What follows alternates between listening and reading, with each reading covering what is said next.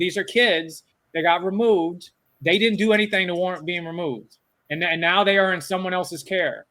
If that's not a system that we're not constantly trying to get better and improve in, then I'm not sure what we're doing, to be quite frank. Florida Department of Children and Families is one step closer to getting a $3.3 million foster care pilot program and recruitment of child abuse investigators.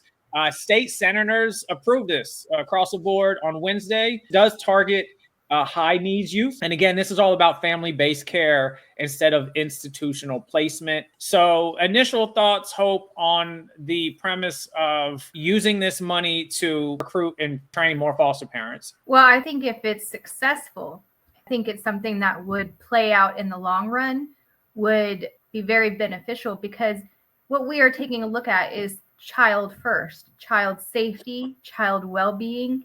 And when we have a need for residential, and I know we have a need for group homes, but if a child can receive the needs met in a family setting, then to me, that just reduces the trauma. It reduces the instability for that child. And in the long run is just healthier overall for that child. So I'm all for it. My thing on this is got to make sure that a lot of that money is going towards the training and getting them high level and, quite frankly, some intensive training to support these needs. Because I imagine, too, one of the most difficult aspects of this is these children are also the ones whose placements get disrupted more because behavior occurs at the home that the foster parents can't manage.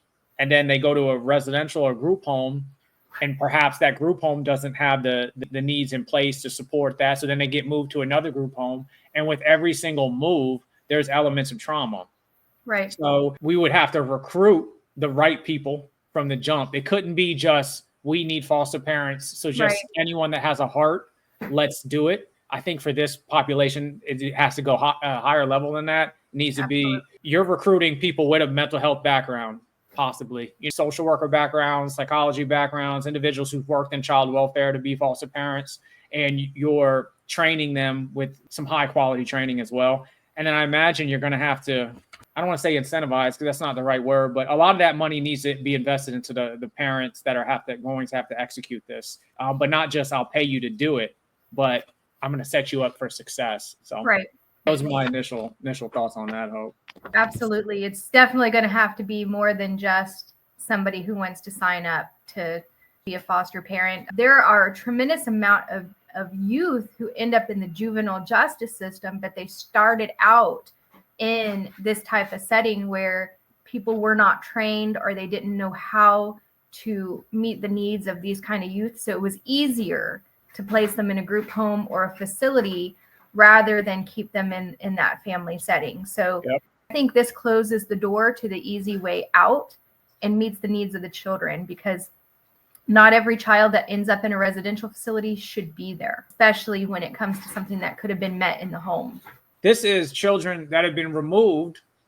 And the whole premise of why they're being removed is because the situation that they're leaving is worse than the situation they're being moved to. In other words, you're moving them because you're saying I can put you in a better situation than you currently are now. If that's the theory of why you're moving them, then why are we not investing as much as we need to invest into that place that we're moving them? Like, it shouldn't be we're just moving you somewhere because it's a little safer than where you are. We should be moving you somewhere that overdoes it on supports for that particular child. Senate says we're good to go and the funding makes sense. Let's make it happen. The House says, hey, we like it, but we don't want to give you your funding until you prove that you can actually do it. So here we are stuck in that little sweet spot of politics of saying, is this thing going to get passed or not? There is a possibility that it passes, but it passes without funding. So that would be like saying, hey, Hope, we approve you to build this new house, but you're not going to get any money to build the house. I think overall, Hope, when you talk about training foster parents for these high risk cases and finding the right ones, and then the same situation with staff, identifying the right people and finding the right people could 100% have a positive impact on the system.